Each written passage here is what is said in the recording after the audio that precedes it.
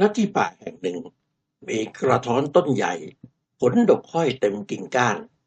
สัตว์ชนิดต่างๆจึงพากันมากินกระท้อนช้างตัวโตเดินแหวกป่ารกเข้ามาทำให้ต้นไม้ตามพื้นเอ็นรูราบเป็นทาง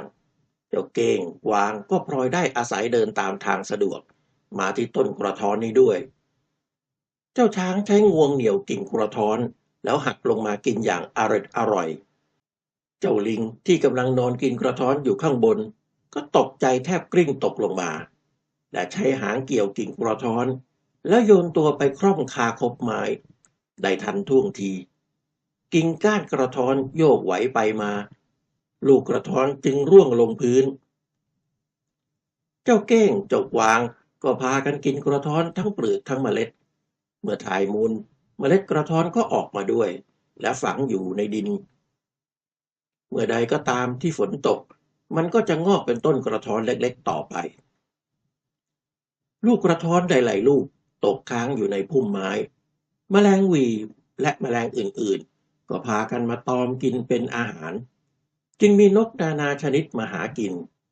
บางชนิดก็กินแมลงและบางชนิดก็กินผลไม้รอบๆต้นกระท้อนใหญ่จึงกลายเป็นแหล่งชุมนุมสารพัดสัตว์ และแล้ววันหนึ่งก็เกิดเหตุร้ายขึ้นเสือโคร่งตัวใหญ่รู้เรื่องความอุดมสมบูรณ์ของบริเวณรอบต้นกระท้อนจึงคิดว่ามาล่าสัตว์ที่นี่จะดีกว่าและเมื่อเสือโคร่งมาถึงเห็นกวางหนุ่มมีเขาโค้งสวยงามกำลังกินกระท้อนอย่างเพลิดเพลินเจ้าเสือโคร่งก็คิดว่ากวางตัวโตเนี่ยถ้าเราล่าครั้งเดียวก็คงกินได้หลายวันตกลง เราจะจัดการเจ้าตัวนี้เลยว่าแล้วก็เพ่นผลจะตะปบกวางหนุ่มแต่โชคดีที่เจ้ากวางเหลือบเห็นก็เลยกระโดดหนีได้อย่างหวุดหวิดสัตว์อื่นๆพากันตกใจแตกคือคนละทิศคนละทางเจ้ากวางหนุ่มวิ่งฝ่าป่ารกเข้าไปปรากฏว่าเขาอันสวยงามของมันนั้นก็ไปติดเถาวัลย์หนีต่อไปไหนไม่ได้อีกเลยและวินาทีนั้นมันคิดว่าคงต้องตายแน่ๆในเวลานั้นเจ้าลิงกล้าหาญก็ได้ปากระท้อนในมือทิ้งและกระโจนมาดึงหางเสือโคร่งเสือโคร่งนั้นตกใจรีบหันไปดูเห็นเจ้าช้างใหญ่กำลังเดินมาช้างกับเสือนั้นเป็นคู่รักคู่แค้นกันมาโดยตลอดเมื่อต่อสู้กันคราวใดหญ้าราบเป็นหน้าคลองเพราะช้างตัวโตแข็งแรงมีงวงยาวสามารถจับเสือยกขึ้นทุ่งได้อย่างง่ายๆและในขณะเดียวกันเสือก็มีเขี้ยวคมกริบ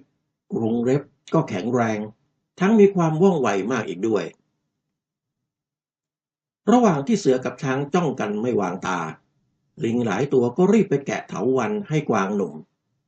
เจ้าช้างเดินตรงไปหาเจ้าเสือพลางยื่นงวงไปหมายจะรับตัวเสือเจ้าเสือแยกเขี้ยวคำรามเสียงดังตั้งท่าสู้และทันใดนั้นเองมันก็ชะงักตัวแข็งทื่อก็เพราะมีเสียงระเบงเซ็งแซ่ของนกนับร้อยและแมลงทุกชนิดในป่าได้พากันตะโกนกรีดเสียงกรีดปีกจนมันปวดหูไปหมดเจ้าเสือโคร่งก็พบว่าตัวเองนั้นตกอยู่ในวงล้อมของสัตว์น้อยใหญ่มันได้แต่กลืนน้ำลายลงคออย่างฝืดๆและพลางพึมพำว่าฝากไว้ก่อนเถอะแล้วล่าถอยเข้าป่าทึบไป สัตว์ทั้งหลายจึงประชุมกันใต้ต้นกระท้อนและลงความเห็นกันว่าที่ผ่านมาสัตว์แต่ละตัวต่างกิน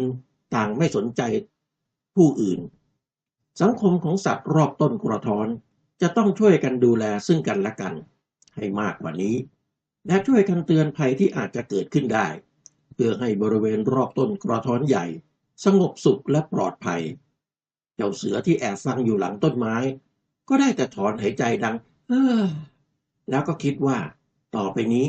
เห็นทีจะต้องไปหากินในป่าอื่นซะแล้ว